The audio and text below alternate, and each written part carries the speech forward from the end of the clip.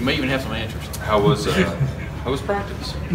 Practice was really good. Got out, yesterday and today. I thought, when you have something like that happens and it's disappointing. They came out yesterday, and I thought they brought some juice. And Mondays is a day we can get ahead, and we did. And the preparation, we played decent the last 4 weeks, and it's been because of what they've done Monday through Thursday, and then leading into Friday and our run through. And that's what we've kind of been just talking about, let's make sure we stay the course. And today they stayed the course, so it was good. I'm sure you're not going to give us specific game plans, but what were that Sunday meeting like as you look back on what happened Saturday and the planning moving forward?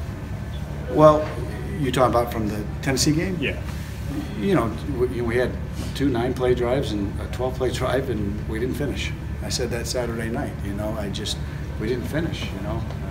We had opportunities, and we didn't get it done. And it always goes, and we start right here. It starts with coaching. I go and I replay every single play in my head, and what can I do better? And so we get in those situations again, we'll have better plays. So that's what you do as a football coach. You got to come back and you got to reevaluate everything, wins and losses, every single one. You learn from the wins and you learn from the losses. There was a lot of stuff as far as formations, especially in that first series where you're kind of spreading out a lot. Can you do that much as far as that much more if you don't have a bye week going in where you're putting in a lot of different formations and stuff like that? Yeah, I think we can because we try to make it simple for them because I'm not very smart, so I got to understand first. And I think the way we've got it set up now and how we built on those 2 bye weeks, we've really gotten ahead. So yeah, we're adding every week, and our kids have done a great job. Really have. I know you don't pay any mind to the stuff online, criticism or whatever, but how much do you, because it's not just you, it's Darren too, how much do you all kind of suss out that stuff together, I don't talk to him about anything, about any outside noise. So Darren and I don't talk about it. I don't know if he reads Twitter or your stuff or the internet, and I would tell him not to. It's not very healthy, so. Did he earn more carries Saturday? Absolutely. He's worked up to that. The young man is really just since that first or second game where he put one on the ground, and Coach always talks about sowing seeds. It's a great example of a young man just doing his business, helped us in special teams, never said a word, and just kept getting better and better and better. And you could see it on film. And so he earned the right for those reps, and then he kind of got the hot hand, and he made some tough runs. We had some good 4-yard runs, I thought, in this game that we hadn't had, and that was great, really good to see. How are you guys developing those young wide receivers who you're going to need in bigger roles next year, when you're not running this offense anymore? You get a traditional quarterback back there, whatever it is. Well, so nothing's changing. We're still doing the same amount of reps of throwing the ball and all that because we got to continue to get better at that. And so those guys are still getting their reps. And then when we had a couple guys down last week, those young guys it was like another week for a bye week for those guys. They got a whole week of another practice. So that's been good. But we don't change our routine in terms of how many balls and that pitch count. So they're getting the development. We have to. It feels like playing Sawyer is a break glass in case of emergency kind of situation. Is there a line that you all discuss going into the game, like if X happens, then we have to change things up? The great thing about it is that we've got 2 quarterbacks available, and so it could be situational, but we talk about it absolutely every Sunday what that time is and when it's right. So yes.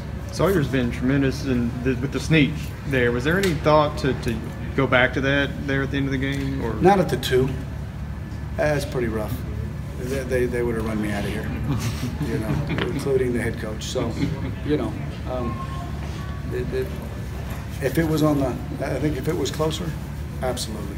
I think our offensive linemen would have been begging for it, With the trio of backs that you have and the success that they've had, maybe you've done it, I just haven't paid close enough attention. You ever thought about, putting multiple backs on the field at the same time? We have done it. Yes, sir.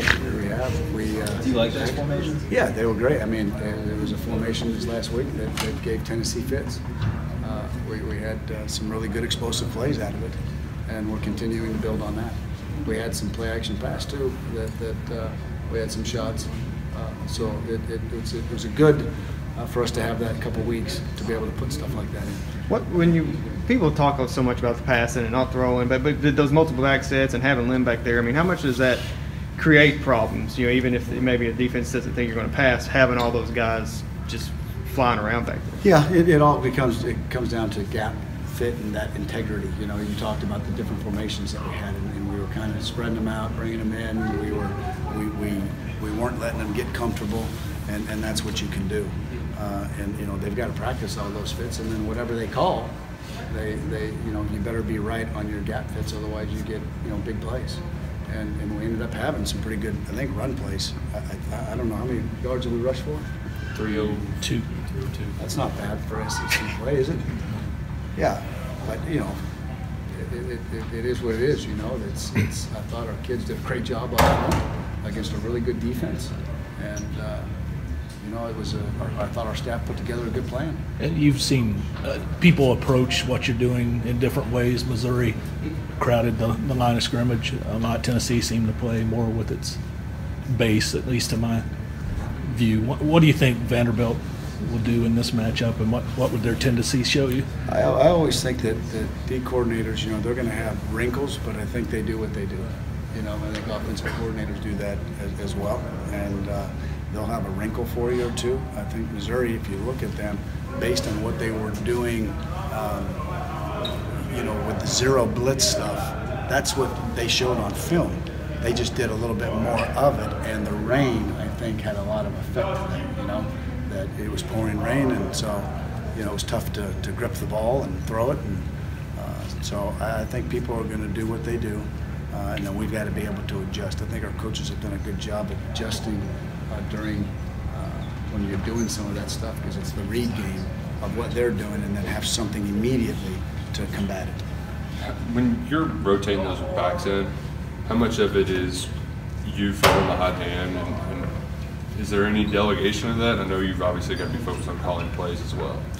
Yes, there is delegation. I have somebody asking me every time. I'm kind of getting a pitch count. You know, if we go 3 and out or only get 4 plays and somebody's hadn't gotten a chance to get into a rhythm, then I'll let him go again.